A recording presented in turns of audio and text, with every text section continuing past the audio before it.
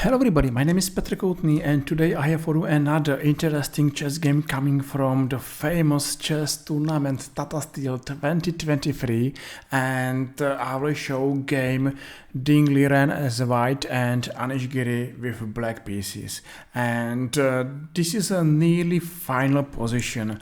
Looks like terrible messy position, and maybe looks like black's king is shaking because every white piece is attacking black's king, but maybe this position is not interesting anymore because black is winning in next 2-3 moves.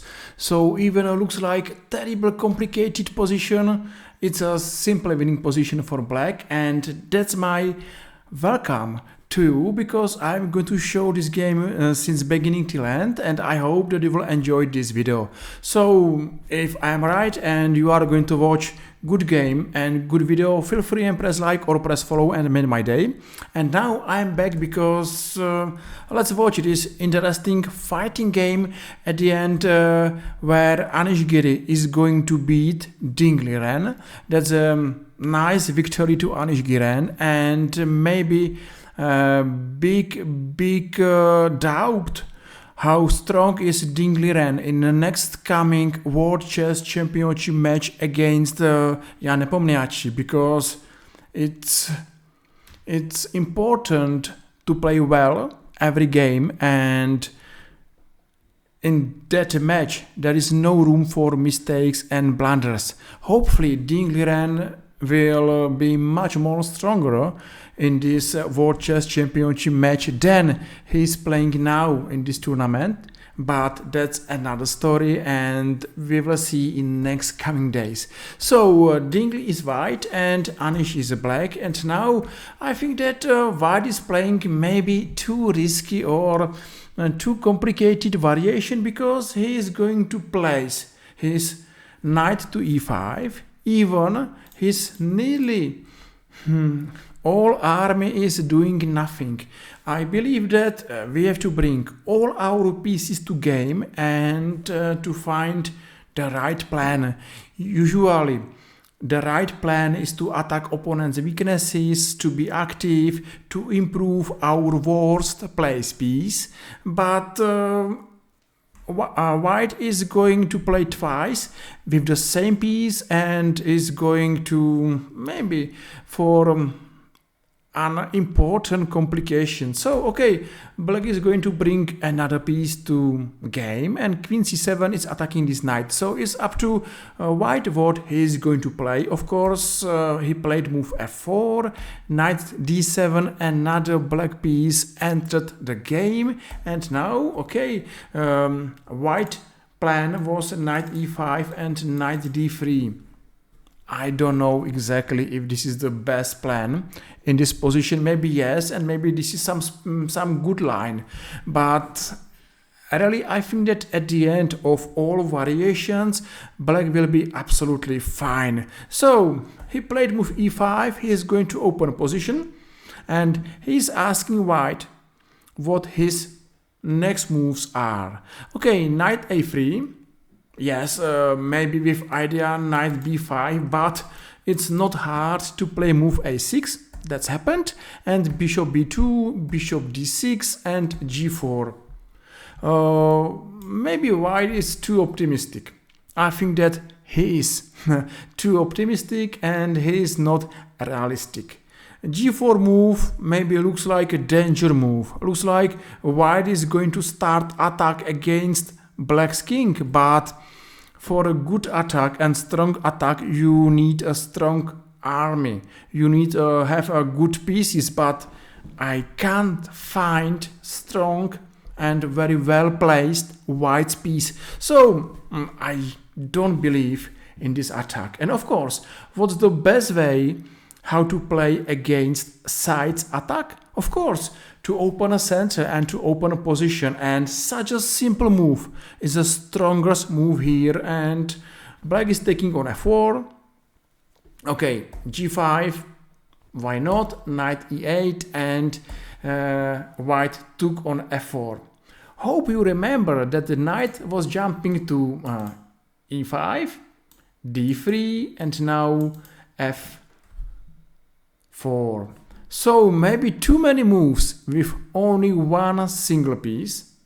And still, I don't believe that this is the best. So, black is going to open position much more, and he is going to take on e3, and now he is going to exchange maybe the best white piece. I think that the best white piece is this dark squares bishop on b2, and maybe this is the most dangerous white piece. So, makes sense to exchange this danger.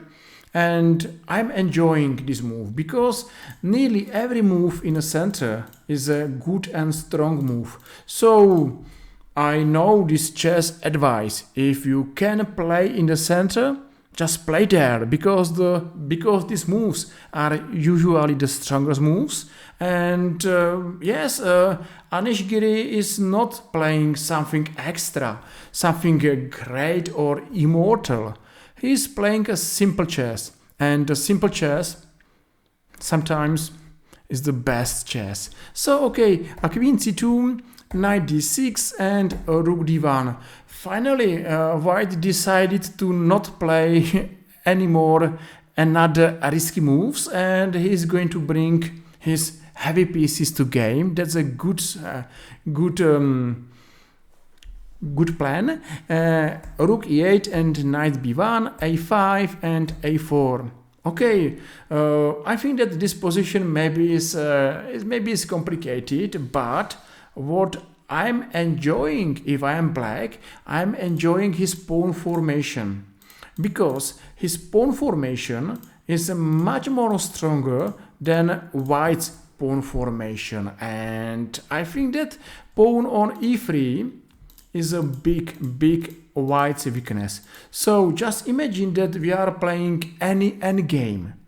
In nearly every endgame, this pawn on e3 is a weak pawn. So I think that if black will manage to exchange nearly everything, I think that nearly all endgames are fine for black. It's important for black to not be checkmated, of course. So for this reason, black simply is taking on b2, and he's going to improve knight on e5, knight c3 and bishop g4. Yes, nothing else. Black managed to bring all his pieces to game. He is active and he's asking something like, okay, my opponent, what are you going to play? Your pawns are weak, so if you are looking for compensation, you have to be active and maybe to play some risky variations. And what happened? Rook d5, knight f5 and rook d2. I don't understand. So one more time. White played a rook d5 and a rook d2. Again, d5 and d2, and I can't believe that these two moves are the best moves here. You know, I think that the Ding is not playing the best chess ever, and this game is for me a strange game, because if Ding believed that he could be the next world chess champion, I think that there is no room for such a strange moves. So okay, white lost a pawn, knight d5, exchange and queen b8. Okay, maybe we could tell that should be there some kind of compensation for one missing pawn. What I am worried is this white king, because he is weak because of moves like g4, g5 and f5, and of course I am worried of how long white will be able to keep compensation. Compensation is not forever, and you will see that I am right.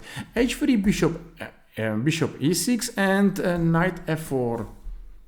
That's a blunder, and that's a losing move, because maybe white missed something. But for one more time, if somebody has a dream to be world chess champion, there are no rooms for mistakes and blunder. And now black is taking on c4.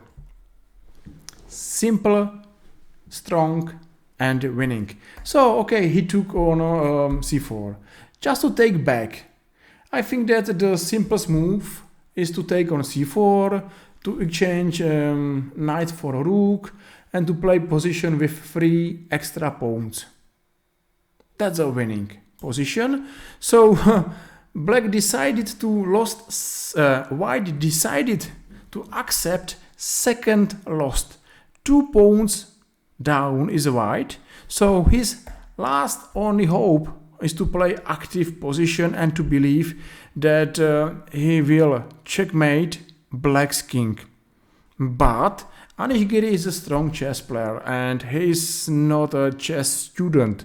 He's playing well and he's going to win this game. So I think that white was not able to play one of his best games ever, and hopefully next time he will be much more stronger. Okay, rook d5 and rook f5. Yes, what's the threat? If black is going somewhere, that is a checkmate. So that's exactly the last white's hope, how to survive this game. But Anish Giri, simple, another rook coming to game. b6, okay, why not? And check on f6. We are in final position where the last white's hope is on the board, and white knows that he is winning. He took on f6, and now we remember this position. White is winning because he don't need extra piece. He don't need any extra material because he knows that he's 2 pawns up. And he played beautiful move, check on f3. Everything else is simple because here is a check and here is a king h8. White resign it. Not enough material for attack, and only white's king is the biggest weakness on the board. I think that at the end not the best performance of Ding Liren and another good game of Anish Giri. Hopefully you enjoyed this game, you saw a good video, and if I'm right, just feel free and press like or press follow and made my day and stay by me. Okay, see you soon, see you tomorrow, take care, and that's all for now. Bye bye.